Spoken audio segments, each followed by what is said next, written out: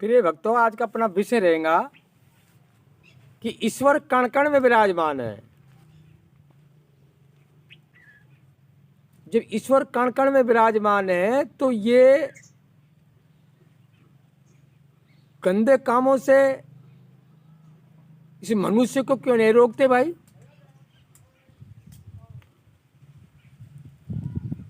ईश्वर जब कण कण में है तो उसको तो रोकना चाहिए ना।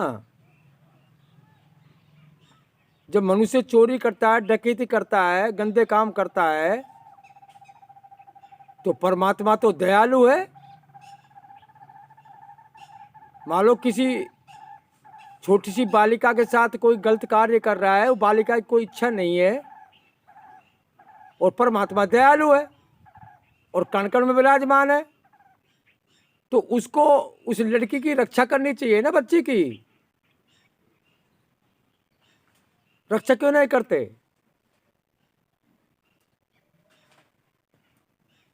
तो भाइयों, परमपिता परमात्मा की इस आत्मा को कोई हानि नहीं है।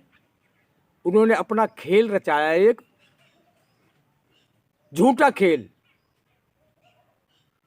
झूठी काया झूठी माया, झूठा जग में खेल रचाया, झूठे नहीं जग भर माया।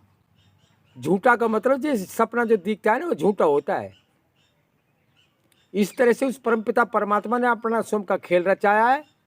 ये आत्मा को कोई हानि होती नहीं है, आत्मा कटती नहीं, फंसती नहीं, जलती नहीं, गलती नहीं, इसका तो कोई नाश है ही नहीं। इसको भरम रूपी दुख भासते हैं। परमात्मा कण कण में जर्रे जर्रे में विराजमान है। अब कैसे जाने वो जर्रे जर्रे में कण कण में विराजमान है? तो आप ये देखो, उनकी जो माया है ना परमपिता परमात्मा की, इस टाइम पूरे ब्रह्मांड में मौजूद है। जैसे आकाश के अंदर तरंग रूप से चित्र, शब्द जो आप मोबाइल के द्वारा सुनते हैं, प्रवचन सुनते हैं या किसी राजनेता के भाषण सुनते हैं, उनके फोटो देखते हैं, तो आकाश में तरंग रूप से घूम रहे हैं ना, तो ये उनकी माया है ना।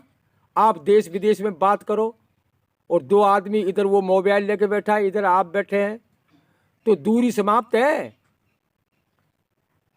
वो कह रहा ठीक ठाक हो, वो कह रहा हाँ ठीक ठाक है, क्या हाल है? ये हाल है।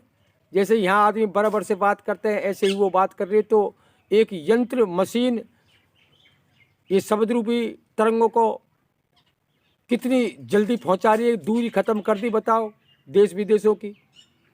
यहाँ से मान लो बॉम्बे 1200 किलोमीटर है, तो एक बिजली का जो करंट होता है ये भी 1 मिनट में 1200 किलोमीटर जाता है, लेकिन ये जो शब्द रूपी तरंग है ये तो तुरंत ही जा रही है। अलो अलो। तो ये भगवान की माया है। जब उसकी माया ही सर्वज्ञ हुई पड़ी है, तो सर्वज्ञ प्रभु कण कण में नहीं है क्या? ये अनुभव का विषय, परमात्मा अनुभव का विषय, आत्मा अनुभव का विषय।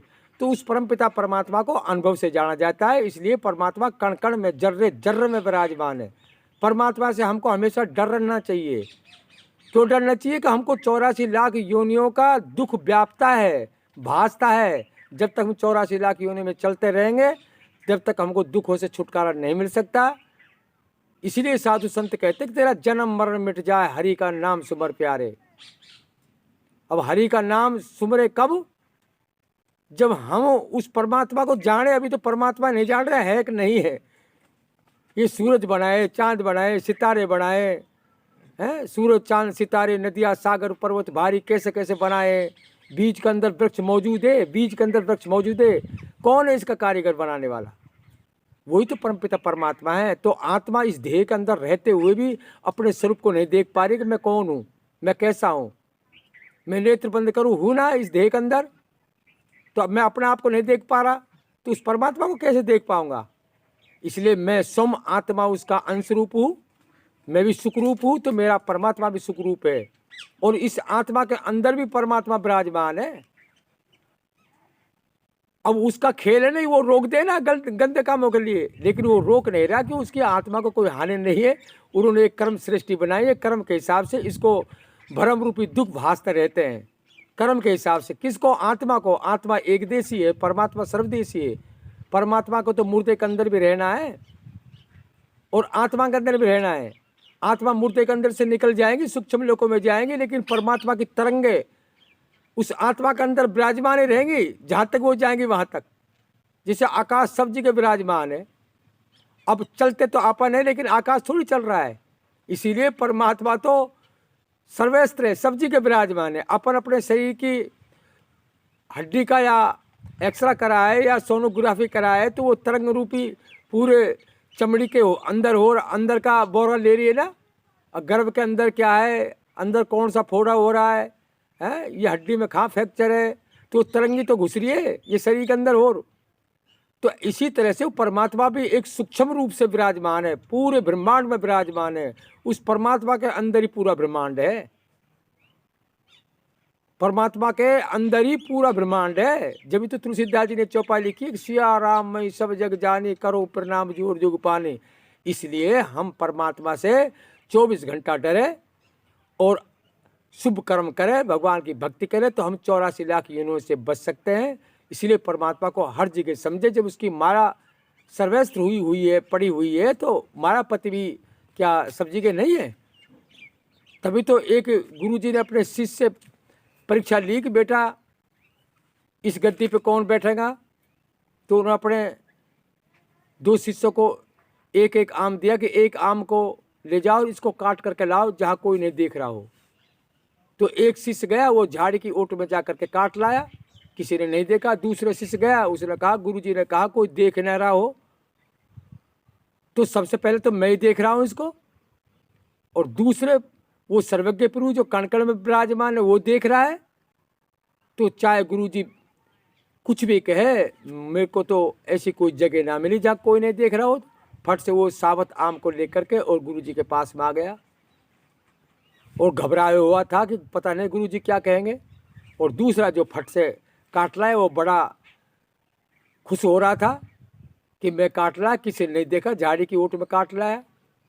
तो गुरुजी ने कहा बेटा किसी ने देखा तो नहीं? कि नहीं गुरुजी मैं झाड़ी की ओट में काट लाया। उसने कहा बहुत बढ़िया। और तू? कि गुरुजी मेरे को तो कोई ऐसी जगह नहीं मिली जहाँ वो परम पिता परमात्मा मेरे को नहीं देख रहा हो, वो तो सर्वस्त्र है, सब जगह है, कण कण में विराजमान है, जर्रे जर्रे में विराजमान है।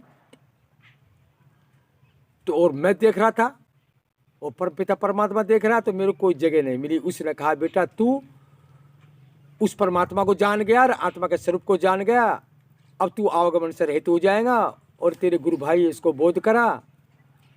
तो इसी तरह से संतों ने एक जी कहा है, अरे बूंद संबंध में मिल गई ये सब जाने कोई, संबंध समाना बूंद में विरला जाने कोई। बूंद संबंध में मिल गई ये सब जाने कोई, संबंध समाना बूंद में विरला जाने कोई। बूंद का मतलब आत्मा, आत्मा में, आत्मा तो परमात्मा रूपी सागर में जाकर के लीन हो गई है भक्ति करके, ये तो सब कोई जानता है।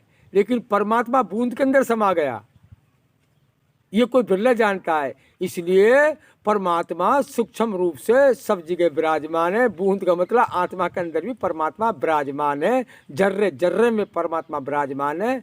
तो वो परमात्मा कण कण में विराजमान है। इस तरह से हम जान करके और अपने व्यवहार करें, भगवान की भक्ति करें, और परिजों के लिए इस आत्मा के स्वरूप को जाने, परमात्मा के स्वरूप को जाने, और परमात्मा से डरना सीखे।